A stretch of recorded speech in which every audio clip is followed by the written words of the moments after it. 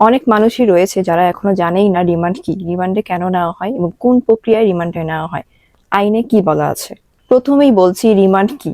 Remand হলো এমন একটি আইনি প্রক্রিয়া যেখানে আদালত যদি মনে করে তদন্তের স্বার্থে আসামিকে পুলিশ হেফাজতে নিয়ে জিজ্ঞাসাবাদ করা প্রয়োজন, তখন আদালত চাইলে নির্দিষ্ট সময়ের জন্য পুলিশকে এই অনুমতি দিতে পারে। এখনো অনেক মানুষই রয়েছে যারা জানেই না রিমান্ডে মূলত কেন নেওয়া হয়। রিমান্ডে নেওয়ার মূল উদ্দেশ্যগুলোই হলো ঘটনার সঠিক তথ্য বের করা, অপরাধ চক্র শনাক্ত করা, প্রমাণ সংগ্রহ করা, আসামির কাছ থেকে স্বীকারোক্তি বা আরো অনেক গুরুত্বপূর্ণ তথ্য পাওয়ার জন্যই মূলত রিমান্ডে নেওয়া হয়। এবার বলছি রিমান্ডে নেওয়ার প্রক্রিয়া সম্পর্কে। বাংলাদেশে এই প্রক্রিয়াটি মূলত ফৌজদারি কার্যবিধি সিআরপিসি এর অধীনে পরিচালিত হয়। পুলিশ প্রথমে কোনো ব্যক্তিকে গ্রেপ্তার করে, তারপর আইন অনুযায়ী 24 ঘন্টার মধ্যে তাকে আদালতে তুলে।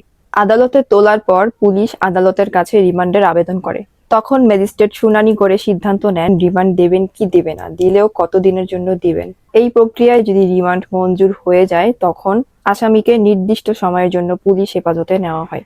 এবার জেনে নেওয়া যাক রিমান্ড সম্পর্কে আইনে কি বলা আছে। আদালতের অনুমতি ছাড়া রিমান্ডে নেওয়া যায় না এবং রিমান্ডের সময়সীমা সীমিত, এবং এখানে আসামির আইনজীবীর সহায়তা পাওয়ারও অধিকার রয়েছে। কিছু গুরুত্বপূর্ণ বিষয় জেনে রাখা ভালো। রিমান্ড মানে শাস্তি নয়, এটি একটি তদন্তের অংশ মাত্র। আসামিকে যদি রিমান্ডে নেওয়াও হয় তবে তার মানবাধিকার বজায় রাখার অধিকার থেকে বঞ্চিত করা যাবে না। জোরপূর্বক স্বীকারোক্তি আদালতে গ্রহণযোগ্য নয়। আদালত চাইলে রিমান্ড নাও দিতে পারে।